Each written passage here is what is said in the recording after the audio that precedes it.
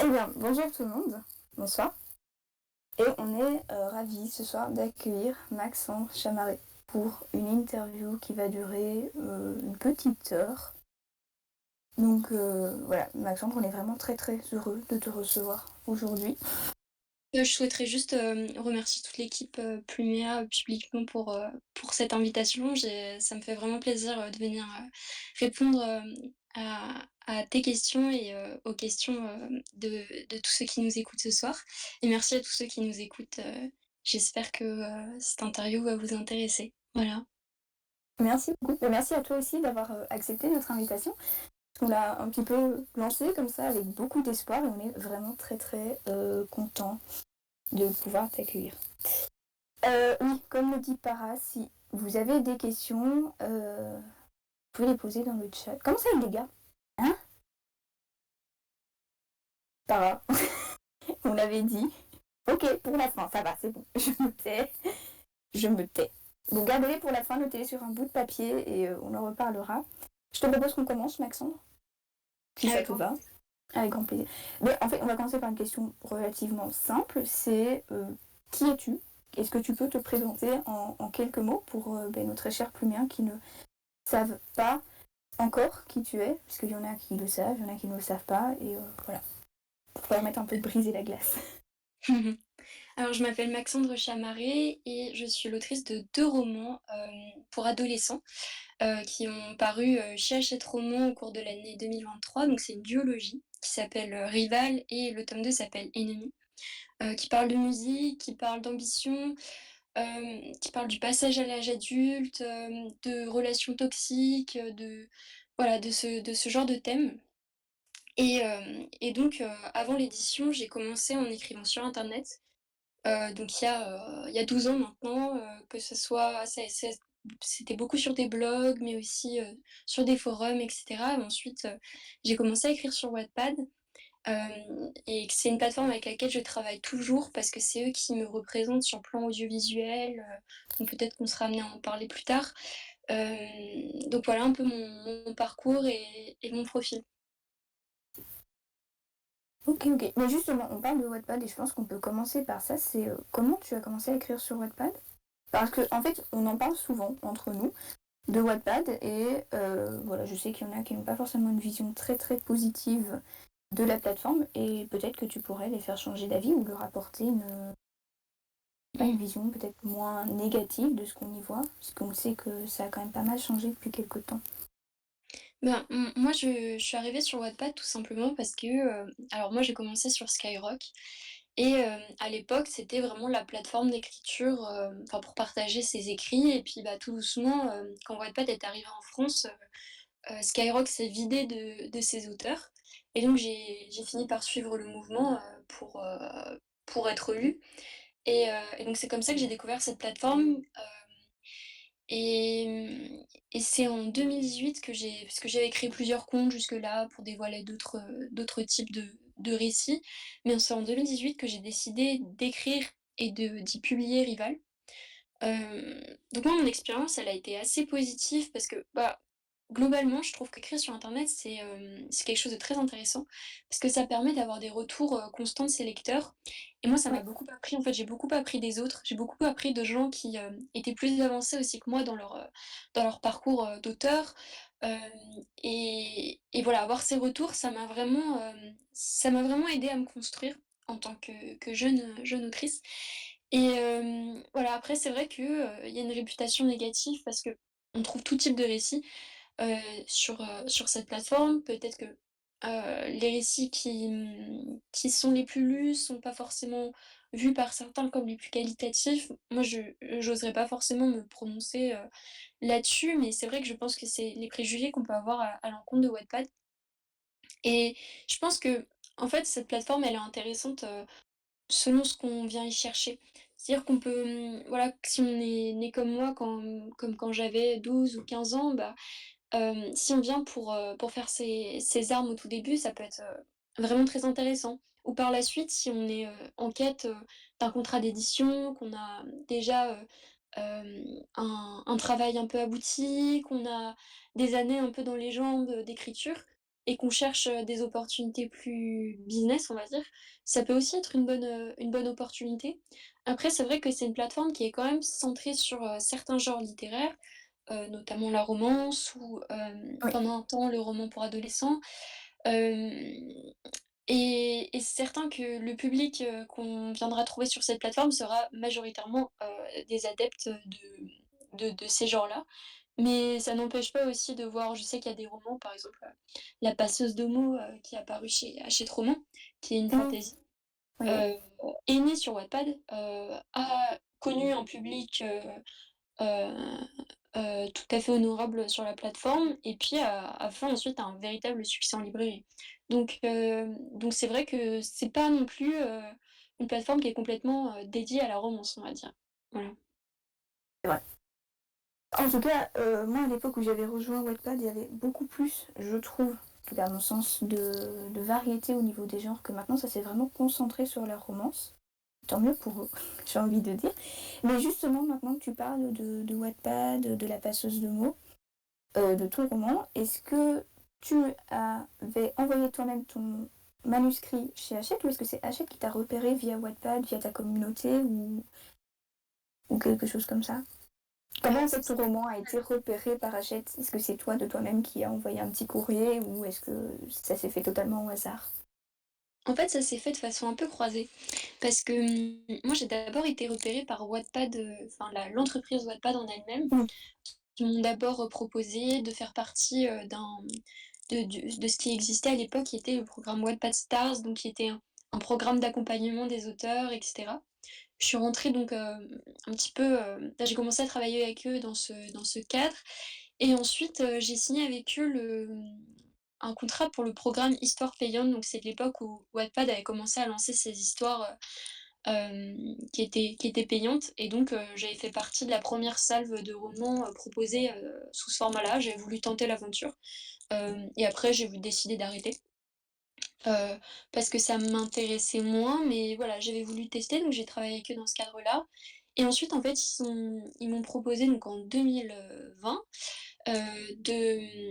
que je leur accorde mes droits audiovisuels. Et c'est ce que j'ai fait, donc j'ai com en fait, à ce moment-là, Wattpad est devenu mon agent, autant mon agent audiovisuel que mon agent littéraire. Et il faut savoir que Wattpad et Hachette Roman, travaillent en main dans la main, à ce sujet-là. C'est-à-dire que Wattpad propose des romans à Hachette, et Ouais. cetera. Et en fait, moi, initialement, je n'envisageais pas, hem encore d'envoyer, Rival, en maison d'édition. J'étais parce que j'ai écrit d'autres types de romans, après celui-là et donc j'étais pas sûre. Je me Mmh. disais: «Peut-être que le premier roman, c'est pas le bon», OK. c'est souvent ce qu'on dit Oui, et donc c'est je vrai. me suis Mais donc fait tu le les sentais pas trop par rapport à l'histoire en tant que telle ou parce que tu te sentais trop jeune pour l'écrire? Enfin pour, heu, être enfin le roman était entre guillemets «écrit trop jeune» et que tu préfères envoyer quelque chose qui était peut-être mmh, plus récent, mais où tu te sentais plus à l'aise parce que tu avais écrit depuis plus longtemps à ce moment-là? Ou c'est vraiment juste c'était l'histoire ou toi avec, on va dire ta, en fait, c'est que heu j'avais pas tant de recul que ça sur le roman. OK. C'est un roman que j'ai écrit à une période très particulière de ma vie, enfin j'avais 17 ans et et finalement, je sais pas, enfin, j'ai pas écrit de romance, après ça, avant d'écrire, la suite, donc qui s'appelle L'Ennemi. J'avais écrit des romans, fantastiques, d'horreur et cetera et donc je m'étais dit: «Bah, peut-être que si je veux continuer, dans une veine, comme ça, un peu plus sombre ou du dans l'imaginaire», enfin, j'avais aucune idée de la façon dont je voulais, avancer et puis je me disais: «Bah, je n'ai aucun recul sur la qualité de ce roman». Et donc et puis, faut se sentir prêt quand même à rentrer dans l'édition Sûr. et et j'étais pas voilà, j'étais pas certaine et puis en fait, ce qui s'est passé, c'est que, donc on est en 2024, donc c'était il y a 2 ans, fin 2021, je me dis, je relis Rival et là, je me dis, «Bah, j'ai quand même mis, beaucoup de moi dans ce roman». J'ai un œil, j'ai un œil plus lucide quelques années après et je trouve que j'ai réussi à mettre, quelque chose de personnel dedans, et je crois que, je vais pas le regretter si je le propose à l'édition. Et là, ce que j'ai fait, c'est que j'ai en fait, je voulais pas rentrer dans l'édition pour rentrer dans l'édition. Je voulais, hem, me dire si ça arrive, je veux que ce soit avec, des gens avec qui j'ai envie de travailler. Et donc, j'ai envoyé, je crois mon roman à 3 maisons d'édition. Et en fait, la Hachette Roman m'a répondu. Heu, donc d'abord, j'ai reçu un mail qui me disait, que le livre passait en comité de lecture. Et Ok. puis, un mois après, j'ai su qu'il était accepté. Et quand j'ai rencontré mon éditrice et toute l'équipe, éditoriale d'Hachette Roman, ils m'ont dit: «En fait, on avait déjà remarqué ton roman sur Wattpad et puis, aussi au moyen du catalogue Wattpad Studio. On s'était dit que c'était peut-être pas le moment en termes de business, parce que, il y a c'est vrai que l'édition, c'est quand même un secteur avec des tendances et cetera. Ils s'étaient dit: Ce serait peut-être le bon temps plus tard». Et en fait, le moment où j'ai envoyé, ils se sont dit: «C'est vraiment le bon moment pour le publier». Notre public, le public d'Hachette Roman, est prêt aussi à recevoir ce genre d'histoire. Donc ça s'est fait un peu de façon croisée comme ça, c'est-à-dire que Hmm. à la fois, Wattpad, mon éditrice, voilà, avait lu mon histoire, des années auparavant. Hem et finalement, c'est voilà, c'est cette réunion de facteurs qui a abouti à l'édition. Alors, deux questions du coup. Est-ce qu'on peut connaître les deux autres maisons auxquelles tu as envoyé ton Je me souviens manuscrit? plus du tout. Je me Ok, souviens plus du tout à il n'y a qui pas de j'avais souci. envoyé. Mais, je me souviens que ce que je voulais, en fait, je voulais, pas spécialement, en fait, entrer dans la romance, pure, la romance adulte. Parce que, même si Rival est un roman qui parle d'une histoire d'amour, en même temps, c'est pas une histoire d'amour qui présente un couple idéal. Et c'est pas Hmm. une histoire d'amour qui parle que d'amour. C'est une histoire d'amour qui parle avant tout d'ambition, qui parle avant tout de psychologie, relations familiales. Et c'était ces aspects finalement autour de la romance qui m'intéressaient, et je voulais que publier dans une maison d'édition aussi qui mette qui puisse me permettre de mettre en avant ces éléments-là. Oui, bah oui, en plus tu le disais sur ton site, parce que j'ai quand même été un peu voir ce que tu proposais, que tu aimais bien justement parler, en tout cas dans ces deux ouvrages-là, du passage à l'âge adulte, de la perte d'innocence aussi. Donc on ressent bien quand tu dis que c'est pas seulement de la romance, il va y avoir en fait tous les facteurs autour de tout ça. Et mais du coup, ça peut être presque comparé plus à entre guillemets une tranche de vie, Oui, bah, c'est plus plutôt qu'une romance. vers ce type de roman vers lequel je tends, actuellement, c'est-à-dire de venir voilà, saisir un peu des moments de vie et d'essayer de le faire de la façon la plus juste possible. Alors je pense qu'il est possible de le faire, avec tout type de littérature. Je veux dire, c'est possible de le faire avec de la romance, c'est possible de le faire avec, de la fantasy, de la science-fiction, mais, hem, je je tends plus à aller vers ce côté, parfois presque, comment dire? Presque social parfois aussi dans le regard, on va dire. Et justement, en parlant de genre littéraire, est-ce que tu as, du coup, outre les tranches de vie, slash la romance, des genres de prédilection, des genres que tu aimerais écrire, ou ben, à contrario, des genres dans lesquels tu ne te sentirais jamais à l'aise d'écrire? Mmh, On sache un petit peu ton profil littéraire, on va dire. mmh. En termes de lecture, j'ai des lectures, assez éclectiques quand même. Hem et donc ça m'a jamais, sans être jamais j'ai jamais été spécialiste, d'un certain genre, donc en même temps, je sais qu'il y a des genres, par exemple, comme la science-fiction, où c'est bien d'avoir beaucoup lu, même le thriller ou ce genre de choses. Mais Oui. en tout cas, bah, comme j'ai un peu, lu de tout, ça m'a aussi donné envie de toucher à tout. Et donc bah, j'ai pu, écrire, voilà, du roman pour adolescents, de la romance, comme j'ai écrit du fantastique avec de l'horreur, donc aussi un aspect un peu thriller. J'ai écrit c'est pas de la science-fiction, mais c'est une nouvelle d'anticipation que j'avais écrite, dans le cadre d'un concours Fixia, que j'avais Oui. remporté d'ailleurs, et qui était, voilà, de l'anticipation avec un côté un peu politique, donc voilà, j'ai touché à pas mal de choses. Après, à l'avenir, je sais enfin, j'aimerais bien, retoucher peut-être notamment à l'anticipation, pas à la science-fiction, mais à l'anticipation, vraiment quelque chose d'assez proche, en termes de temps, mais c'est quelque chose, qui m'intéresse. Après le fantastique, je compte, y revenir, mais je Mhm. pense que je pense enfin je veux pas m'avancer parce qu'il est un peu tôt et on sait jamais, finalement ce qu'on va écrire ensuite. Bien Mais, sûr. je crois que j'ai de plus en plus envie de me recentrer quand même, qu'il y ait toujours un lien avec comment dire? Avec, la société contemporaine.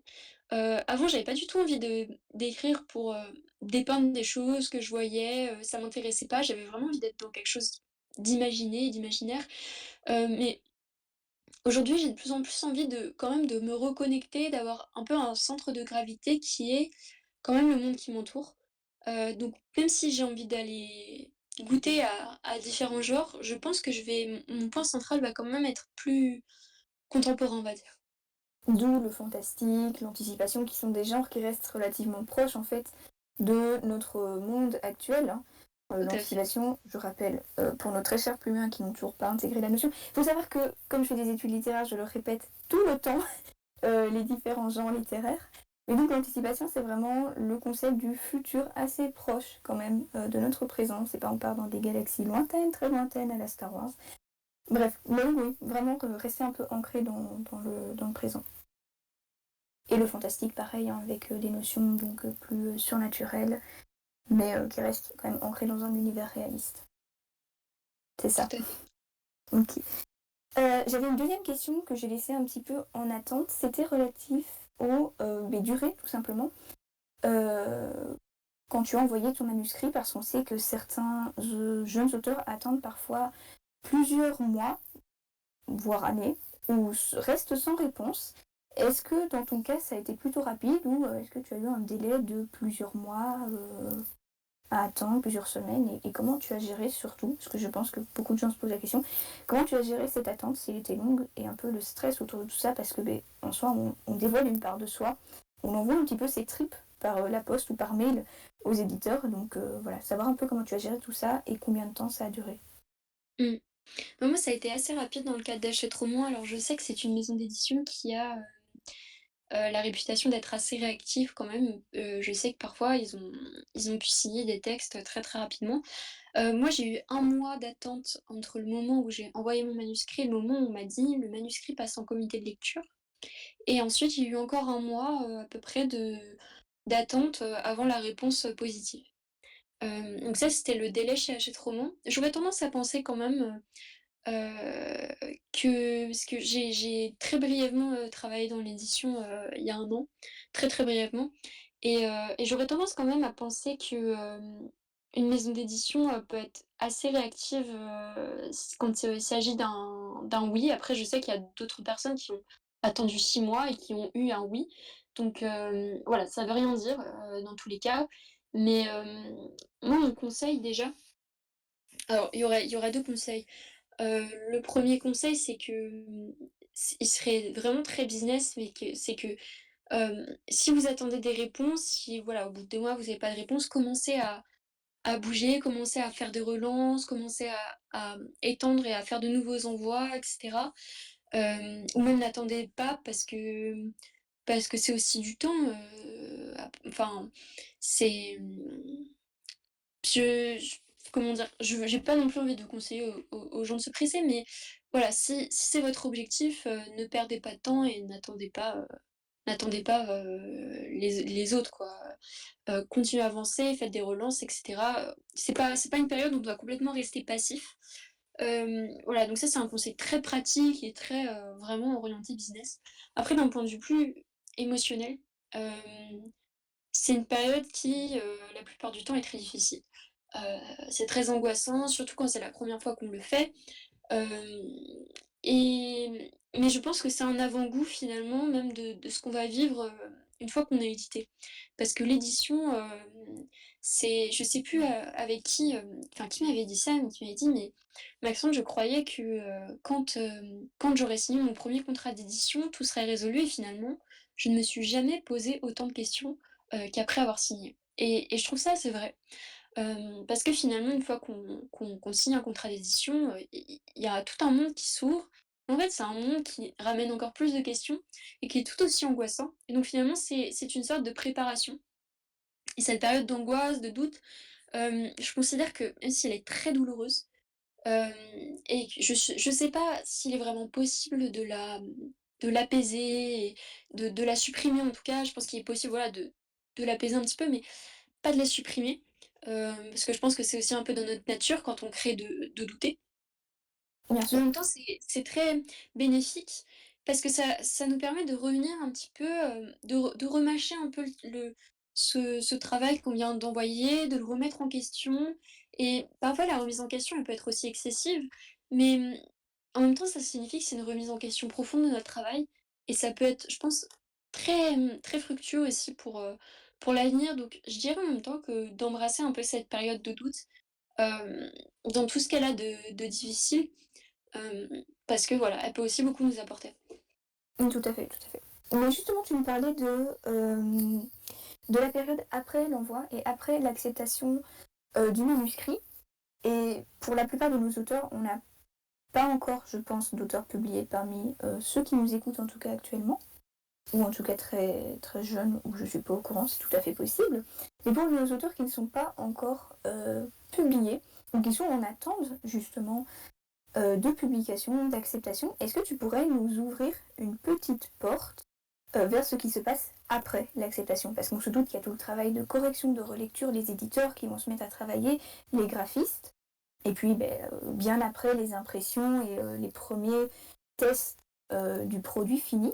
Mais est-ce que tu pourrais nous, voilà, peut-être nous lister ou nous faire un peu comme un plan de ce qui se passe après l'acceptation du roman? Est-ce qu'il y a une période d'attente? Est-ce que dès que le roman est accepté, l'éditeur a déjà envoyé ses corrections? Voilà, un peu tout ça pour que nos auteurs puissent un peu se préparer s'ils ont déjà envoyé leur manuscrit ou s'ils projettent de l'envoyer.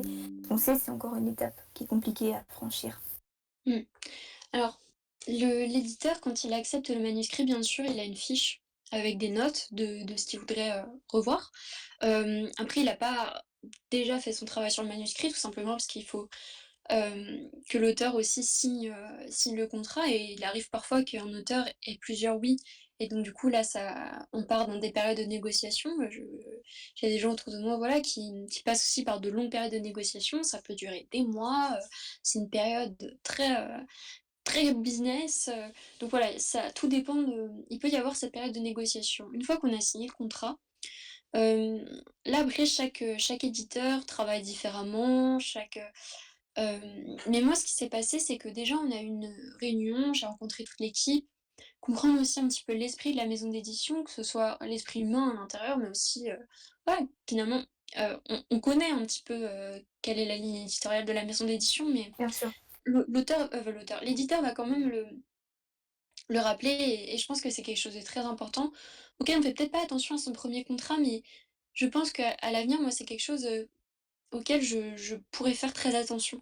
Parce que je trouve de plus en plus à quel point c'est important, à quel point quand notre roman paraît dans une maison d'édition, on vient en fait se mêler à une marque, en fait, d'une certaine manière et donc les gens qui vont venir lire notre roman vont avoir des attentes au regard de cette, «marque» entre guillemets. Donc voilà, il y a un peu cette présentation-là et cetera, enfin, en tout cas moi c'est comme ça que ça s'est passé et il faut savoir qu'à peu près, entre le moment où on signe le contrat d'édition et le moment où le livre part en librairie, c'est s'écoule à peu près un an quand même, la plupart du temps et Ouais. hem donc c'est important de garder ce timing-là. Hem, pour les corrections éditoriales ensuite, heu, disons que l'éditeur, va souvent faire un premier retour très général qui vont concerner, des peut-être des petits points d'intrigue ou des éléments, voilà, généraux. Il va nous laisser une petite marge de manœuvre pour corriger ça, et corriger d'autres choses qui nous semblent, importantes, avant de travailler sur une nouvelle, version du manuscrit. Et là, ensuite, on va rentrer dans les détails. Alors moi, je sais que mon éditrice, elle aimait bien travailler par, salve de 10 chapitres, c'est-à-dire elle me présentait ça sous forme de tour presque. Elle me disait, voilà, on va mettre 10 chapitres, puis ensuite on va l'empiler avec 10 autres chapitres et 10 autres chapitres et donc on va comprendre un petit peu l'articulation de l'histoire, au moyen de ces parties un peu, enfin ces segments du roman. Donc elle, c'est comme ça qu'elle aimait bien travailler et donc elle me faisait plusieurs types de retours. Alors, bon, bien sûr, il y a des corrections de fautes parce que, il y a toujours des fautes dans un manuscrit. Ensuite, on va dire qu'il y a des points où ça va être par exemple, approfondir l'histoire. Elle va me dire: «C'est à cet endroit-là, je pense que, tu peux aller plus loin. Je pense que, tu pas allé au bout de ton idée». Ou alors voilà, elle va me dire: «Mais c'est pas un peu contradictoire?» Ce genre de choses. Donc ça va être des retours un peu plus, approfondis. Enfin, c'est-à-dire qui vont concerner un peu le fond ou voilà, disons le fond. Et ensuite, il y aura plus d'autres éléments comme par exemple, ah bah, au début du chapitre, tu dis que, le personnage a une veste en jean, mais après, tu dis qu'il est en t-shirt. Mais alors où est passée la veste en jean? Bah, ça c'est bête, mais ça c'est le travail de l'éditeur, c'est de venir, traquer des toutes petites, incohérences de ce type, ce genre de choses. Alors, parfois, il y a aussi des points où c'est, rentré dans la ligne éditoriale. Donc il faut, peut-être, donner un certain ton à certains moments, mais, globalement, un éditeur laisse quand même une certaine part de liberté là-dessus. Mais, par exemple, dans le cas de Rival, on est quand même sur un roman pour adolescents. Donc, le roman pour adolescents, bah, il faut s'adapter à ce lectorat-là. Et quand on a, moi j'avais passé les 20 ans, bah, j'avais déjà, c'était il y a 2 ans. Donc ouais, j'avais 21 ans quoi. Bah, j'étais déjà un peu loin aussi de cette époque où j'aurais peut-être, voilà, où j'aurais lu ce genre de roman quand j'avais plus 14 ans, quoi. Donc on s'adapte aussi, on va expliquer certaines choses, disons que ça va ressembler à ça. Et ça, c'est assez long. J'imagine que ça devient de plus en plus court, peut-être avec le temps. Et encore, je pense que tout dépend du roman auquel on a affaire. Peut-être qu'un roman, d'un écrivain confirmé peut, prendre beaucoup de temps à corriger, sur le plan éditorial, parce que, bah, c'est un roman particulier, j'en sais rien. Mais voilà, moi ça a duré de, mars-avril, 2022 à, octobre 2022. Tout en ayant des périodes de pause et cetera entre les vacances, de mon Mhm. éditrice ou les miennes. Donc ça a été quand même assez long. Et puis donc, ensuite à ce moment-là, on envoie une version finale du manuscrit. Cette version finale est mise en page, hem, donc sous forme de maquette. Et ensuite cette maquette est envoyée, à un correcteur. Et là, le correcteur vient faire des annotations, mais qui sont pas du tout, du même registre que les annotations éditoriales. On est vraiment sur des corrections d'orthographe, parce que, voilà, il y a un moment où on est tellement dans notre roman il y a toujours des fautes. Et même après que le roman soit publié, il reste même des fautes à ce moment-là. On essaie juste d'en enlever le maximum, mais voilà. Donc il y a un correcteur qui vient passer une fois, parfois 2, et ensuite ces corrections nous sont envoyées. Parfois, par exemple, le correcteur suggère des virgules. Bon, bah, par exemple, je vais les accepter ou ne pas les accepter. Ou il va suggérer parfois un changement de vocabulaire. Donc moi, j'ai vraiment à chaque fois, vérifié si ces suggestions me convenaient ou si elles me convenaient pas. Hem, voilà, je garde quand même une totale souveraineté, sur mon texte. Et bah, une fois que les corrections sont terminées, ça y est, on a le manuscrit. En parallèle, on aura travaillé la couverture, donc la maison d'édition, m'aura envoyé des ébauches, sur lesquelles j'aurai donné mon avis. On aura convenu d'une version finale. Et puis donc on a la couverture, on a le texte et puis ça part en impression, heu, 1 mois ou 1 mois et demi, 2 mois avant la parution. Et voilà, puis ensuite, bah, le livre est imprimé, il arrive au bureau, on le découvre. Et puis, bah, on le découvre en librairie, quelques jours après. Et puis c'est le grand saut dans le vide. Voilà. Et justement, j'avais deux questions qui me venaient. Euh, pardon. Pour les couvertures, est-ce que tu as eu le choix? Parce que j'ai déjà discuté avec d'autres auteurs qui n'ont pas du tout eu le choix concernant leur couverture. Est-ce que tu as eu plutôt le choix? Est-ce que tu as pu proposer toi quelques idées avant qu'ils se lancent dans le travail du graphisme? Ou est-ce qu'ils ont juste fait, on va dire, trois propositions et tu as sélectionné celle qui te plaisait le plus dans ces propositions? Bah, effectivement, je sais qu'il y a des maisons d'édition où l'auteur a très peu enfin, n'a pas vraiment voix au chapitre. Chez Hachette Roman, on a vraiment notre mot à dire. Alors bien sûr, il y a quand même des limites. on peut Oui, pas pour demander. respecter les lignes, même graphiques de la maison d'édition en général. Voilà, il y a quand même, voilà, un directeur artistique et cetera. Moi, pour le coup, avec Rival, c'était assez particulier parce que j'avais déjà eu une couverture qui a été faite, dans le cadre du programme Histoire payante et bah, c'était une couverture avec laquelle beaucoup de gens avaient découvert le livre Oui, et je m'en souviens. mmh, c'est ça et je voulais, en fait, rester dans cet esprit-là, tout simplement parce que ça avait quelque chose de reconnaissable et que je trouvais que ça représentait bien l'univers. Alors on l'a très peu modifié. On l'a un petit peu enfin les graphistes, d'Hachette Roman l'ont adapté parce que, une image numérique, c'est pas du tout pareil qu'une image qu'on va imprimer sur du papier. Les couleurs rendent totalement différemment et cetera. Donc ils ont adapté un petit peu les couleurs OK. mais on est resté dans ce même esprit, donc ça a été assez simple pour le coup et ensuite Oui, pour, Ennemis, donc le tome 2. Là, ce qui s'est passé, c'est que on devait garder plus ou moins le même esprit parce qu'il s'agissait c'est pas vraiment un tome 2, mais c'est une sorte de tome compagnon, on va dire. Mais donc on voulait garder un peu la même structure, mais là, il fallait choisir les images, les couleurs et donc là, j'ai eu au moins 3 propositions avant d'aboutir à la proposition finale, et voilà et je disais ce que je pensais, alors c'est tout un travail aussi de diplomatie d'un côté ou de l'autre parce que, bah, moi c'est vrai qu'on me donne, voix au chapitre, mais en même temps, hem, bah, il faut dire que enfin je suis face à une image par exemple qui me convient pas, alors faut le dire, mais il y a toujours une certaine diplomatie là-dedans. Mais en même temps, il faut être très clair parce que il faut dire que ça nous convient pas et sûr. de l'autre côté, bah, il faut aussi dire à l'auteur: «Bon bah, on fait des essais, mais voilà, on va pas non plus faire, 40 essais. Il y a une date de publication, Oui. à respecter, quoi. Mais, donc voilà, c'est tout un travail aussi de relation, Le deuxième tome, est-ce que tu l'avais déjà publié sur Wattpad ou pas du tout? pas du tout. En Pas fait, du ce qui tout. s'est passé, c'est que quand Hachette Roman m'a dit oui pour Rival, c'est eux qui m'ont proposé d'écrire une suite. Et moi, j'avais pas du tout prévu de l'écrire. OK, tu avais pas du tout prévu de suite. OK, mais alors, OK, j'aurais une autre question après, c'est comment ça s'est passé justement pour écrire une suite qui n'était absolument pas prévue à la base. Mais je Bah, t'en prie, continue. je peux tout, je peux parler de tout ça d'un coup, en fait, Je hem, t'écoute. Enfin, on t'écoute. mmh.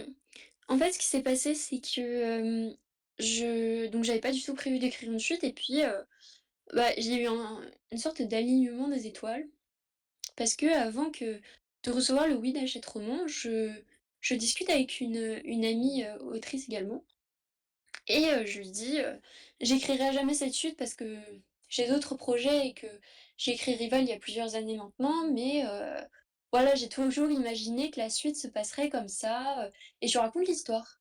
Elle me dit: «Mais attends, c'est incroyable, il faut que tu écrives ce roman» et je lui dis: «Non, mais j'ai pas le temps, pour ça», et puis je reçois le oui d'Hachette Roman et Hachette Roman me dit: «Est-ce que tu as envie d'écrire une suite?»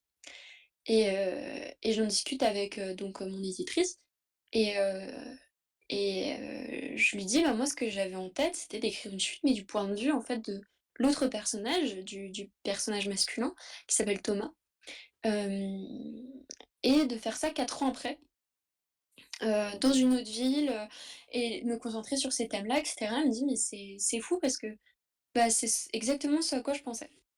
Et je me dis: «Ah OK». Mais je dis: «Je vais y réfléchir parce que je sais pas encore si je suis capable d'écrire ce roman. Je sais pas si j'ai les ressources en moi, je sais pas si j'ai envie d'écrire une romance, à nouveau». Voilà, Oui, j'étais un faut la peu sentir, la suite en fait. Parce qu'écrire une suite pour écrire une suite, même si on l'imagine, c'est souvent compliqué. On le sait mmh, avec certains ouvrages de grands auteurs qui écrivent des suites, ou même avec les films, hein, surtout avec les films. Mais voilà, donc oui, j'imagine bien. mmh. Bah, surtout que, en fait, pour moi, il y avait une certaine unité quand même dans Rival, parce que Rival, c'est quand même un roman qui parle de thématiques difficiles parce que en parlant de rivalité, mais en parlant de romance, bah, heu de façon assez mathématique, on en vient à parler d'une romance qui est pas tout à fait idéale. Et donc moi, je voulais pas, en fait, le but avec Rival, c'était de pas, valider certains comportements dans ce roman. et donc je les validais pas en donnant une certaine, tournure à l'intrigue. Donc j'avais pas nécessairement envie de revenir là-dessus. Et puis, je me suis dit: Finalement, en écrivant un tome 2, ça me permet de venir rentrer dans les détails de certains événements qui se passent et de Oui. parler d'une thématique, moi qui m'est très chère en écriture, celle de la rédemption, du pardon, et cetera et je me suis dit: «Ça pourrait être intéressant» et même je me dis: «Ça ce tome 2 peut être une façon de peut être une sorte de miroir». Là où Rival parle d'ambition, sauvage, peut-être que le tome 2 pouvait être une façon de rentrer dans la subtilité sur ce thème et de dire: «Certes, l'ambition, certes, les rêves, mais, mais est-ce que c'est pas il y a pas plus de doute dans toute cette affaire?» Est-ce qu'il y a pas aussi des de l'angoisse? Est-ce qu'il y a pas, enfin, Rival parle quand même d'angoisse, mais Hem quid des sentiments d'échec? Voilà, je voulais peut-être offrir un regard encore différent sur ces thématiques-là et donc j'ai commencé à y réfléchir, j'ai pu rentrer un peu plus dans les détails de l'intrigue, auprès d'Hachette Roman. Ils m'ont dit: «Bah, nous, ça nous convient tout à fait si tu écris ce roman comme ça». Je leur dis: «Je ne veux pas encore signer». Je leur dis: «Je ne veux pas signer avant de l'avoir écrit, ou au moins d'avoir écrit une partie». Donc j'ai attendu, on avait signé le contrat d'édition pour Rival au mois de février ou mars et j'ai signé le contrat d'édition pour Enemy au mois de juillet. Parce que j'avais déjà écrit peut-être, 20 du roman. Donc là j'ai dit: «OK, on y va». Je me sens d'écrire ce roman, je sens que, il y a une nouveau enfin aussi c'est ça quand on découvre un nouveau personnage, il faut découvrir sa voix, il faut apprendre à le connaître, savoir si on va pouvoir tenir sur la longue durée avec lui. Donc j'ai besoin de savoir tout ça, j'avais besoin de savoir ses certitudes, de savoir si l'histoire m'emportait, hem, pas seulement dans les grandes lignes, mais aussi dans le dans l'écriture en fait, dans le manuscrit, juste la page blanche, il y a les mots qui commencent à s'empiler et donc j'ai signé longtemps après et hem et en fait ça a été une période d'écriture, très intense parce que là, c'était dans un timing très resserré. J'ai jamais écrit un roman en aussi peu de temps. Moi, souvent, je mets au moins 2 ans avant d'aboutir à une version à peu près correcte d'un roman. Souvent, j'écris mon premier jet en 8 mois et ensuite, j'ai des mois et des mois de correction, et souvent il s'écoule 2 ans quoi, avant d'avoir une version à peu près correcte du roman et là, bah, j'ai Je crois que ça commencé parle à avec certains de nos pluméens qui prennent beaucoup de temps aussi à écrire leur roman. mais c'est on est aujourd'hui dans une, enfin en tout cas dans la romance et tout ce qui est écriture, sur internet, enfin en tout cas avec les réseaux sociaux, on a tendance à penser que l'écriture d'un roman doit être, très rapide.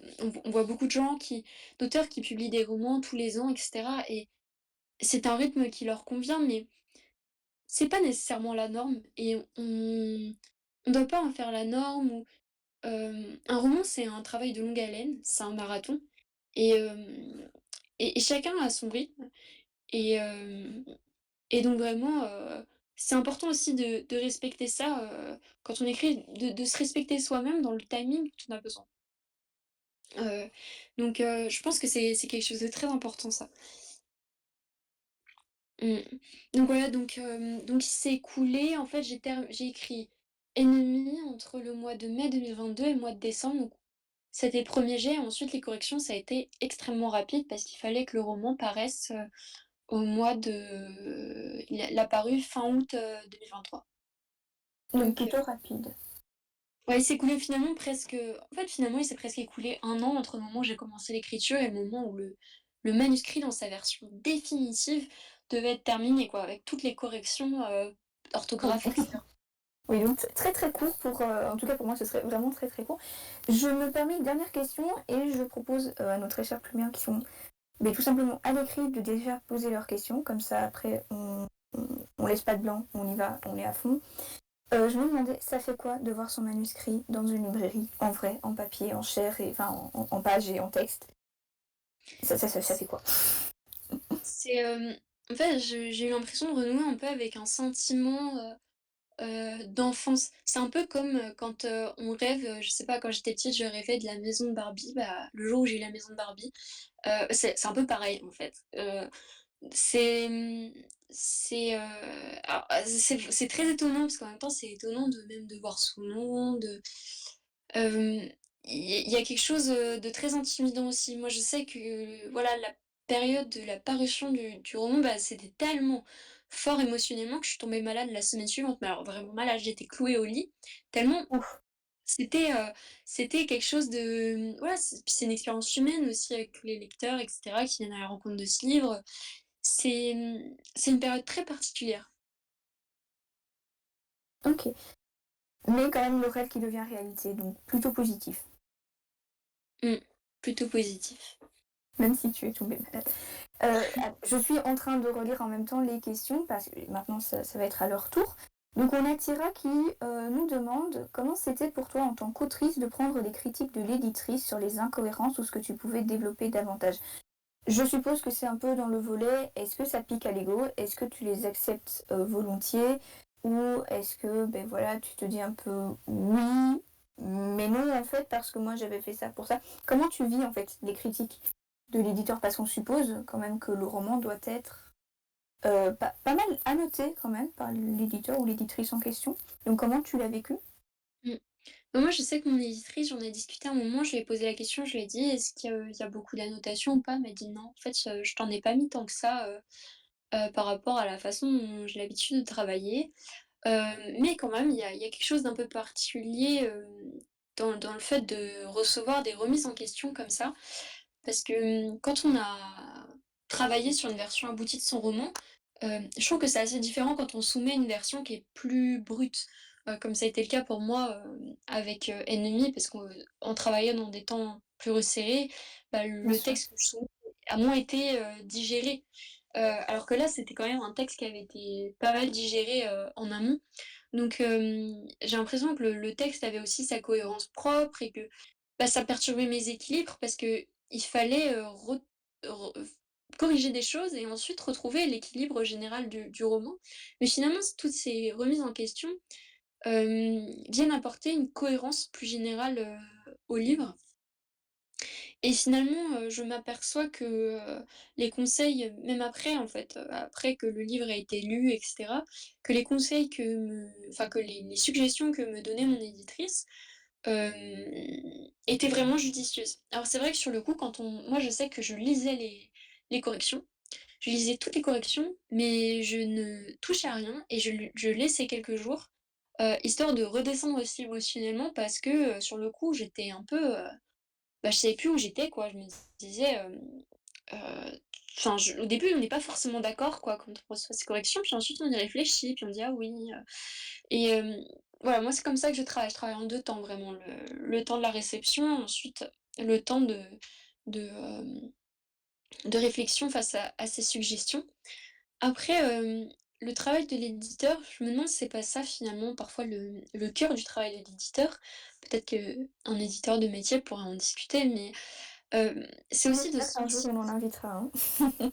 ah, ce serait super intéressant parce que, je pense que l'éditeur aussi doit sentir, quel est le seuil de tolérance, de l'auteur en face de lui. Parce que quand on travaille notre texte, surtout quand on est dans la perspective de la publication, on est très sensible. Parce que c'est très angoissant quand même de se dire que le livre va paraître, en librairie, que toutes ces phrases vont être lues par des gens et cetera. Et donc l'éditeur doit venir, en fait, presque chercher l'auteur jusqu'à son point de saturation, sans le dépasser, mais venir le challenger le maximum possible, en tout cas dans la mesure où c'est nécessaire. Mais Bien souvent sûr. c'est nécessaire il y a toujours des choses à revoir sur un manuscrit. Et et donc finalement aussi on gagne dans ce seuil de saturation, je pense remonte, enfin a tendance à remonter, à au fur et à mesure des livres en fait. Je pense que, enfin j'avais envie d'être challengée avec Rival. Je voulais en fait être éditée parce que je voulais avoir des retours, professionnels sur mon texte et progresser, grâce à ça. C'est vraiment ce qui m'a motivée à rentrer dans l'édition. Mais finalement, j'avais pas encore, la force à l'intérieur de moi pour être complètement challengée. Et avec Ennemi, j'ai pu être un peu plus challengée. Alors c'est difficile aussi émotionnellement parce que c'est une grosse remise en question, mais j'espère que même avec mes romans suivants, je vais avoir vraiment la capacité émotionnelle de prendre des critiques et de pouvoir grandir au travers de ça. Heu, mais en même temps, les corrections éditoriales, c'est pas que accepter des critiques et changer son texte et céder. C'est aussi dire: «Non, je ne suis pas d'accord avec, cette correction.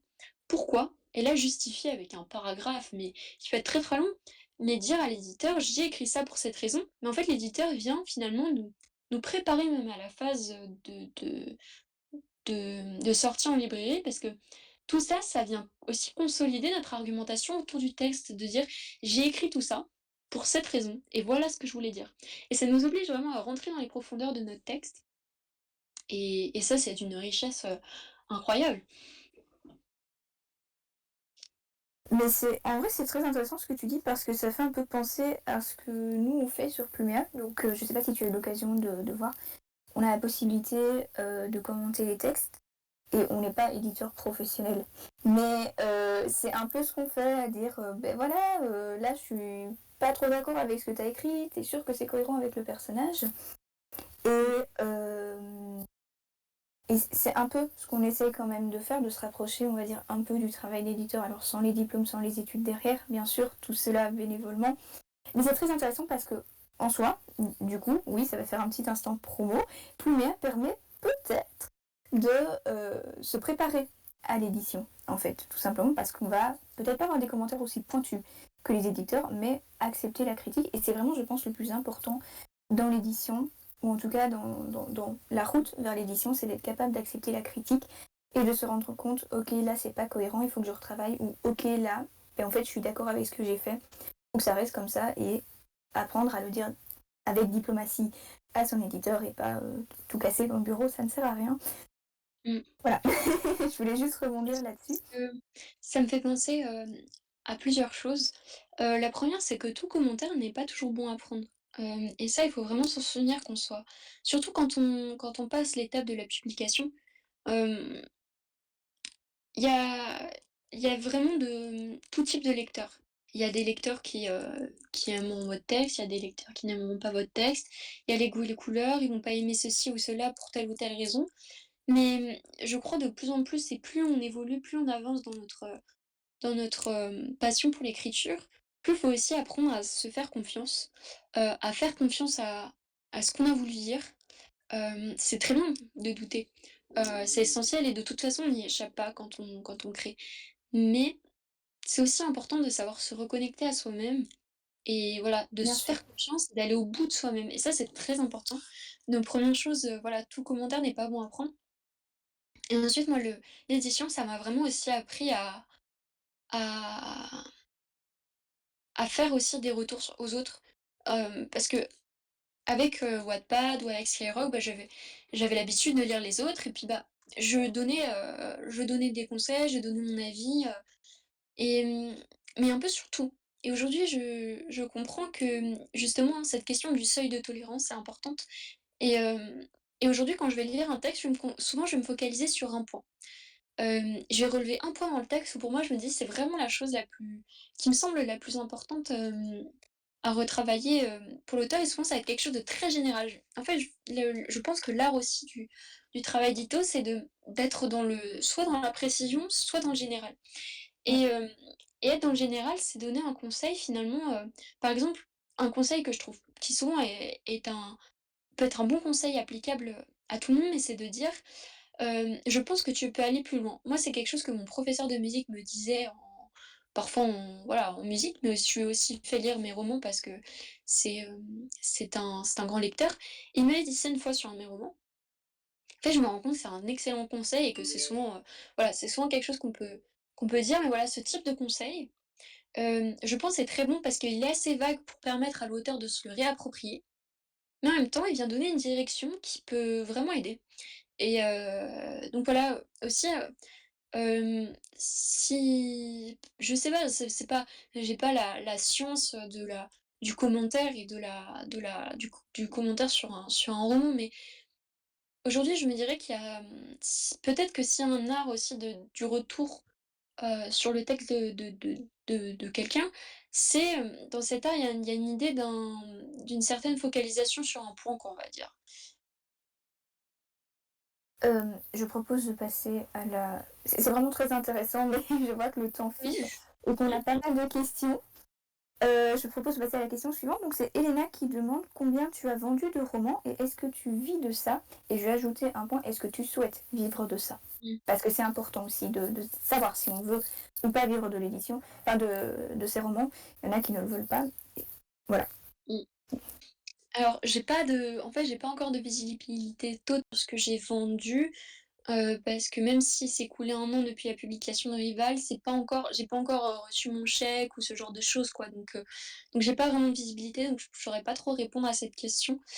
Hem, mais je sais que, ça a été jugé satisfaisant par ma maison d'édition, enfin vraiment voilà, et que, je sais que j'ai remboursé mon avance parce que si ça c'est une question, on perçoit une avance dans un contrat d'édition.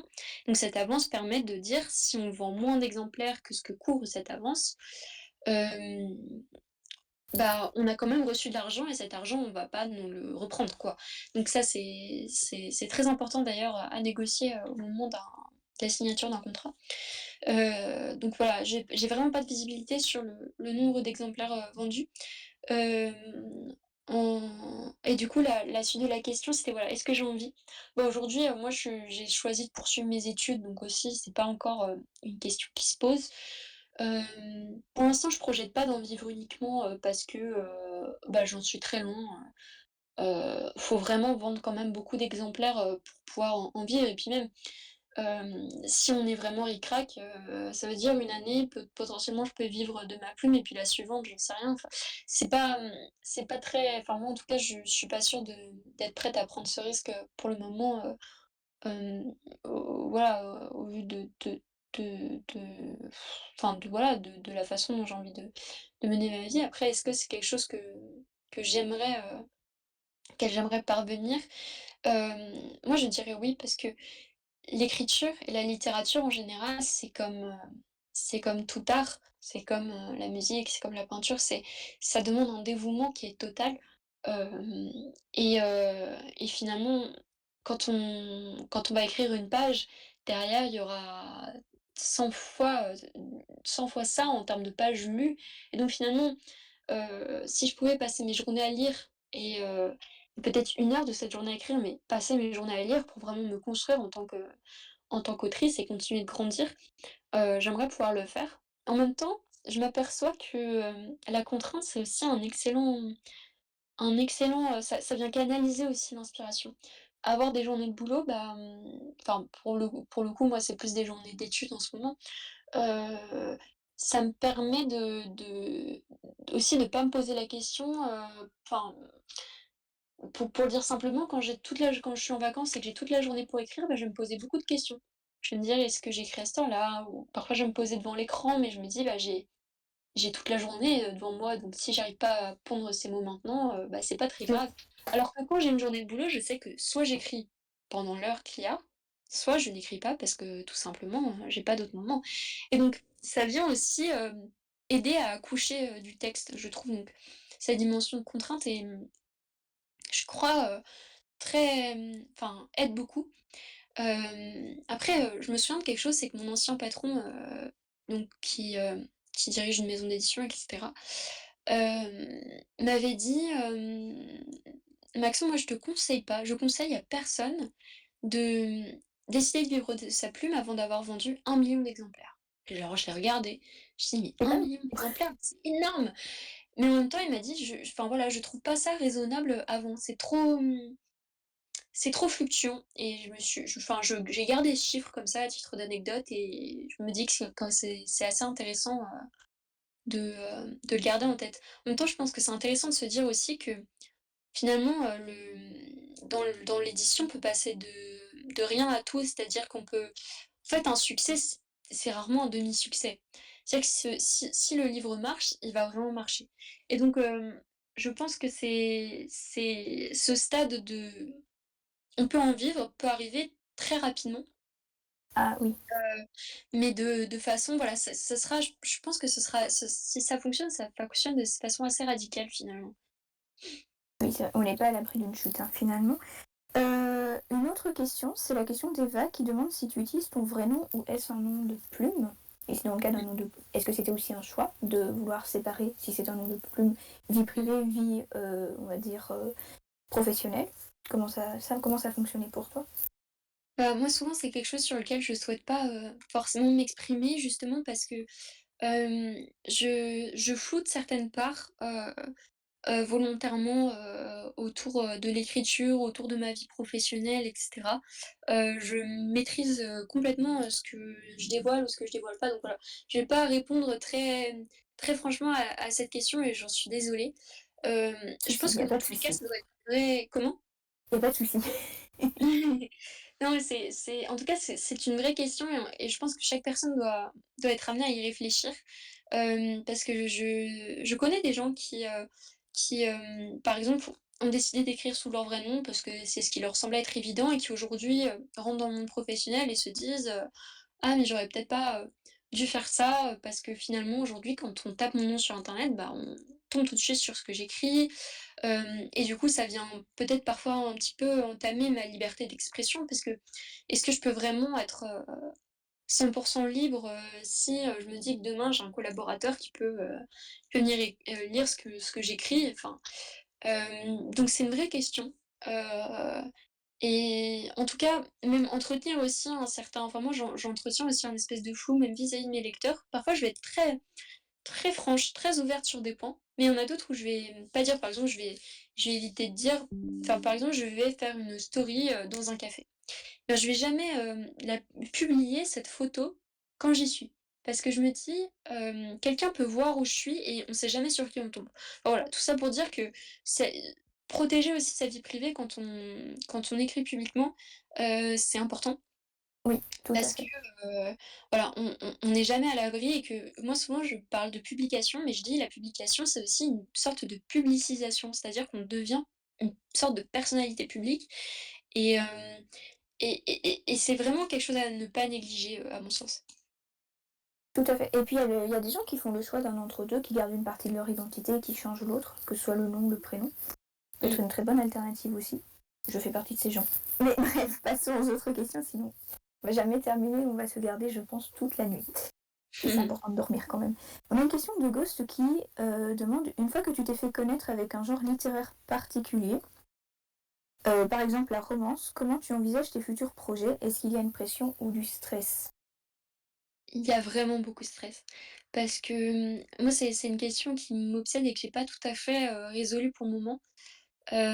C'est que finalement, voilà, quand on entre dans l'édition avec un certain livre, dans un certain genre, on vient poser une sorte de brique et dans tous les cas, en tout cas si on veut continuer à publier sous ce nom-là, on est obligé de composer avec cette première brique qu'on a posée Mm, mm. et et donc moi ça m'a vraiment, bah, ayant, voilà, touché à d'autres genres et envisageant peut-être de devenir, De gravée varier, à tu nouveau l'as de ce dit plus tôt, côté-là. hein. Comment? De varier, tu l'as dit plus tôt, justement, Voilà. de repartir sur l'anticipation ou le fantastique.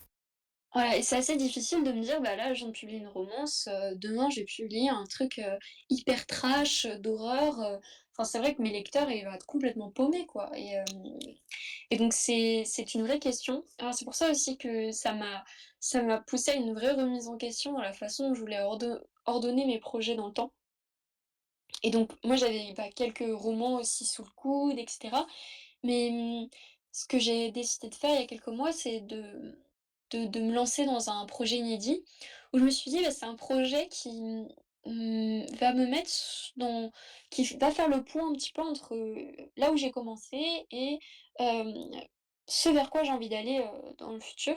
Donc moi, j'ai fait ce choix-là, après vraiment, des mois de réflexion et d'angoisse et hem, voilà, c'est pas des réflexions qui sont faciles. Après, dans tous les cas, ce qui Bien sûr. importe, c'est pas le business, c'est pas de se dire, oui, quand on rentre dans l'édition, on rentre dans un secteur qui est commercial et cetera, qui a des règles, mais ce qui compte, nous, c'est notre rapport à la passion et ce qu'on a envie d'écrire et peut-être que tout roman n'est pas non plus destiné à être publié donc dans tous les cas, ce qui doit primer, c'est vraiment qu'est-ce qu'on ressent maintenant quelle est la pulsion qui me pousse à écrire et si, j'écris une romance et que là, la pulsion qui me pousse à écrire, m'envoie vers un livre de science-fiction, trash, et cetera, bah, pourquoi ne pas le faire? C'est Bien sûr. faut aussi suivre ce qu'on a envie de faire. La créativité, je pense, doit primer sur le reste. Et c'est parfois ce qui s'oublie avec les auteurs commerciaux, hein, c'est qu'ils restent dans leur, carcan et quand on analyse, on reste quand même sur des choses assez, on va dire, assez similaires. On a aussi une question de notre très cher président, hem, je recherche, hein. Tu parlais de droits audiovisuels sur Wattpad et il demandait ce que c'était parce qu'il n'a pas compris et je pense que c'est le cas de beaucoup de nos plumières. Mmh. Ils n'ont pas compris ce que tu entendais par droit audiovisuel. On est sur un roman, on est sur du textuel, audiovisuel. Mmh. Il y a un souci. Collectivement, ça ne passe pas. Alors, tout simplement, j'ai, autorisé Wattpad à proposer mon roman à des studios, d'adaptation cinématographique, et je les ai autorisés, voilà, à ce qu'il y ait un scénario qui puisse être adapté à partir de mon roman pour qu'éventuellement, il soit adapté sous forme de série ou de film et cetera. Ok, voilà. Ben écoute, président, tu as ta réponse. Euh, je suis en train de refaire la liste, il y a trop de choses. On a une question. Demande s'il y a une grande différence entre la version Wattpad et la version finale publiée. Et quand as-tu dû retirer le texte de Wattpad? Parce que c'est vrai qu'on n'en a pas parlé, c'est qu'à un moment, et ça c'est le cas de nombreux auteurs qui passent sur Wattpad et puis ils sont publiés, ils ne peuvent plus laisser leur texte intégralement Mmh. ou même partiellement sur Wattpad. Donc la première question, c'était: «Est-ce qu'il y a une grande différence?» C'est ça? Oui, s'il y a une grande différence entre la version que tu as publiée sur Wattpad et la version qui est finalement disponible dans les librairies et qu'on peut feuilleter Ouais. quand on le trouve. Il y a pas une différence, structurelle. J'ai peut-être supprimé un ou 2 chapitres, mais j'ai vraiment pas fait de modification, d'intrigue majeure et même en termes de texte, on est resté quand même assez fidèle à la version originale. Hem, donc il y a pas une grande différence. Après j'avais fait, voilà, un gros travail de réécriture en amont. Mhm. Donc par contre entre le premier jet et la version en librairie, là, il y a quand même une différence, assez fondamentale. Mais avec l'édition de toute façon, le travail éditorial, c'est pas un travail non plus de, on vient pas modifier le texte, dans son essence parce que la maison d'édition vient prendre un texte qui est suffisamment abouti pour, qu'il y ait pas trop de travail non plus et le but, c'est pas non plus de de de de, de métamorphoser, Oui, le roman. de Donc réécrire tout. voilà, mais il y a quand même une différence en tout cas entre la première version publiée sur Wattpad et la version librairie. Hem Et ensuite, quand est-ce que j'ai dû enlever, les chapitres? J'ai dû les enlever, Oui, de Wattpad, bien sûr. Est-ce que tu les avais, parce que peut-être tu les avais déjà envoyés avant d'envoyer ton manuscrit, ou si tu les avais laissés quand tu as dû les retirer officiellement. j'ai dû les retirer alors, septembre, octobre, novembre, décembre, janvier, 5 mois avant la parution en librairie. En fait, au Et moment avant ça, où le texte j'ai, était toujours disponible intégralement? bah, c'était oui, au mois de en fait, j'ai signé le contrat d'édition au mois de février ou mars et dans tous les cas, le contrat d'édition est resté secret pendant, bah, jusqu'au mois d'août. Ok. Parce qu'il était encore trop tôt pour l'annoncer, enfin, c'était si je l'annonçais, ça voulait dire que les lecteurs allaient devoir attendre, 1 an avant de retrouver le livre et c'était trop long à attendre. Déjà même annoncer le contrat, presque 6 mois avant, c'est beaucoup à attendre, pour des lecteurs en tout cas, aujourd'hui Oui, sur les réseaux. Assez impatients. c'est vrai. Et donc j'ai enlevé mon texte dans la foulée. C'était ce que me conseillait Hachette Roman, mais il faut Mhm. savoir que alors, dans un contrat d'édition classique, souvent une maison d'édition va exiger le retrait de Wattpad. Mais moi, dans mon cas, comme en fait, Wattpad était un intermédiaire dans notre contrat d'édition, Wattpad étant, mon agent, hem, en fait, il y avait une clause spécifique qui me permettait de laisser mes chapitres sur Wattpad si je le désirais. Hem Ok. et j'ai pas tiré profit de cette, cette clause, mais parfois je me demande si ça peut être intéressant de garder son texte dans l'intégralité, même après la publication, j'en sais rien. Hem, je pense que c'est une question de communication qui mérite d'être posée. OK. Bah, merci beaucoup. Heu, j'ai encore une question qui nous vient tout droit du Canada. Voilà. Est-ce qu'il est question de publication outre-mer pendant les discussions dans le contrat? Est-ce qu'il y a un objectif fixe quant au lieu où le roman doit peut-être publié? Donc, on nous parle bien évidemment de la francophonie en général. Donc, Mmh. par exemple du Canada ou dans d'autres cas, tout ce qui va être la Suisse, la Belgique. Oui, pardon, Québec, pas Canada, excusez-moi, on s'apaise. Mais bref, dans toute la francophonie en général, comment ça se passe à ce niveau-là pour la publication? Alors souvent, enfin moi je sais que ce sont pas forcément des choses, où j'apporte une réponse, claire parce que c'est vraiment pas de mon ressort. Mais, après avoir vu mon livre en librairie, j'ai une vague idée de comment ça se passe, en tout cas chez Hachette Roman. Je sais qu'il y a une distribution, voilà, en France métropolitaine qui est assurée, mais que déjà, même si on arrive dans les départements d'outre-mer, c'est déjà plus compliqué. Parfois le livre est vendu plus cher, à cause des frais de port, ce genre de choses.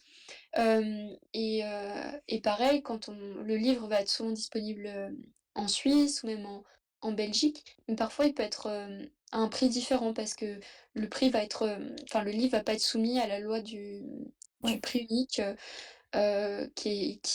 opère, en France.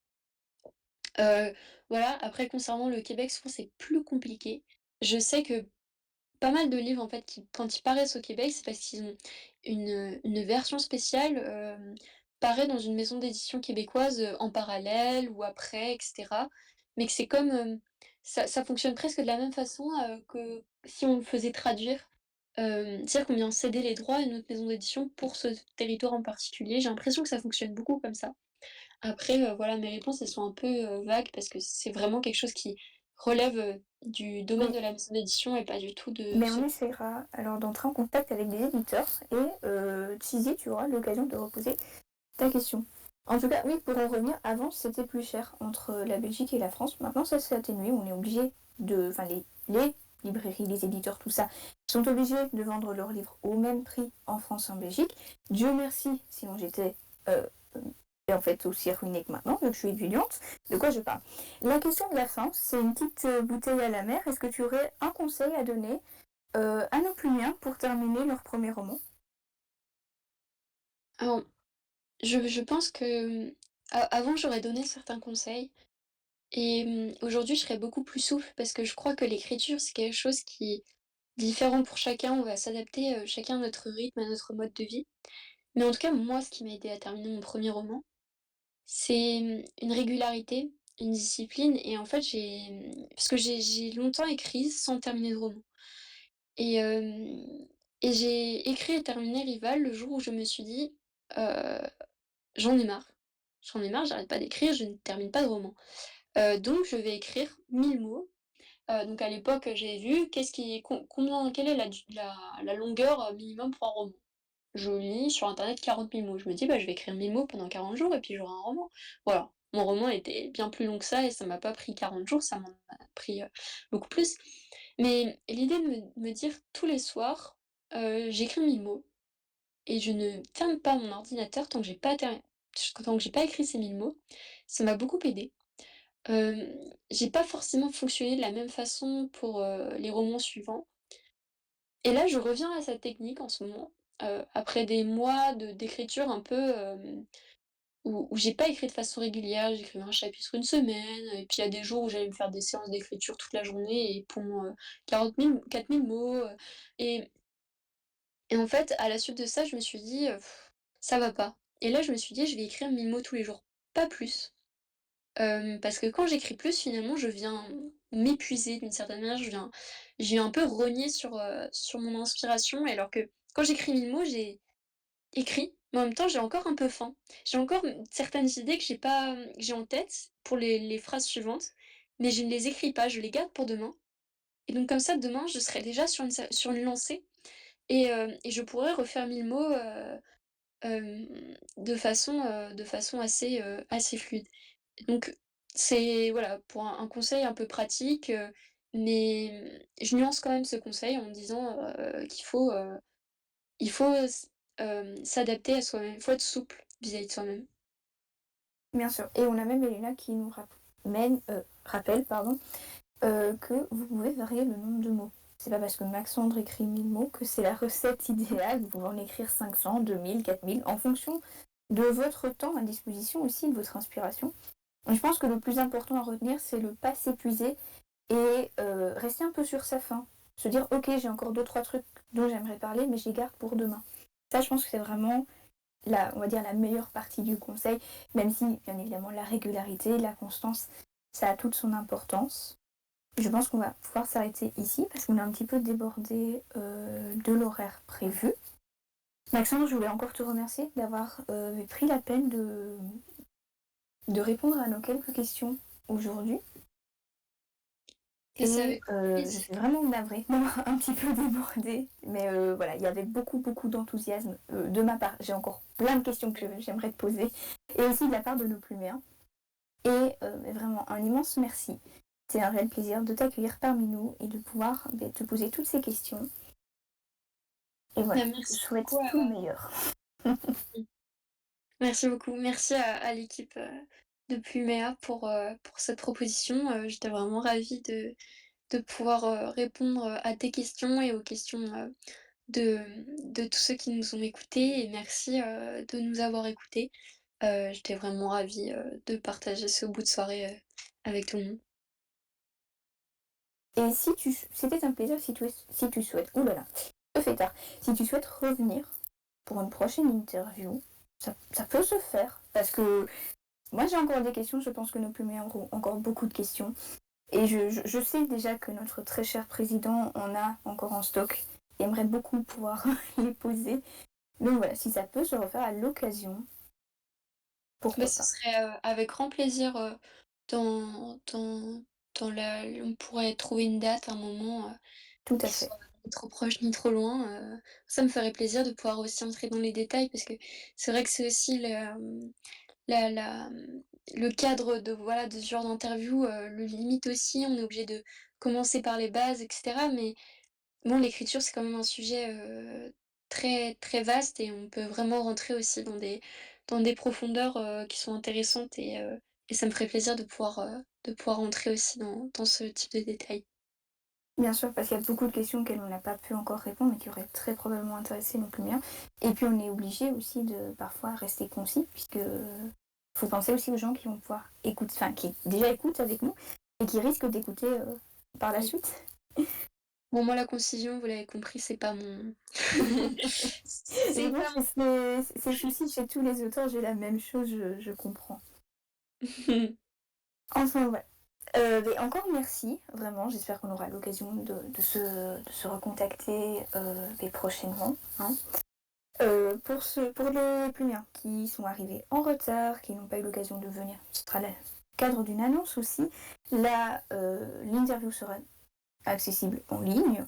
Vous serez au courant, vous aurez un lien, tout ce qu'il vous faut.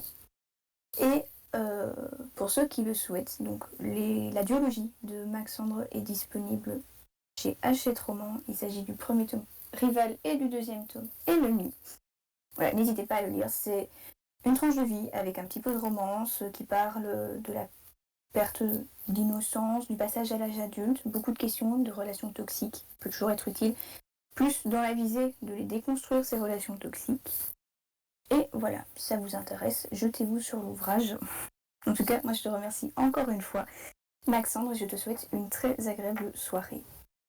Merci beaucoup, bonne soirée à toi et bonne soirée à tout le monde.